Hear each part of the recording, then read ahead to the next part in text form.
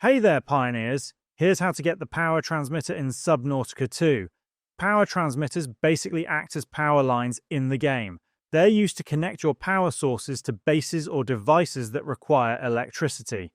You'll normally unlock them alongside the hydroelectric turbine blueprint, but you can also find them separately as their own standalone blueprint. To locate one, start from your life pod and swim northeast at roughly 15 degrees on your compass. Keep swimming straight and avoid making unnecessary turns so you don't lose your direction. Continue forward until you eventually come across this large plateau-shaped formation located around 360 meters away from the life pod. From there, look down and you'll spot a man-made platform near these purple jellyfish-like plants. Swim toward the platform and you'll notice a device sticking out from an opened crate.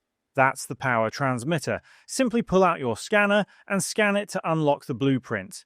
After that, return to your base and you'll finally be able to establish power connections between your bases and external power sources. And that's basically all there is to it. If this video helped, please leave a like or comment and subscribe to the channel for more straightforward guides. Thanks for stopping by, and I'll see you in the next side quest.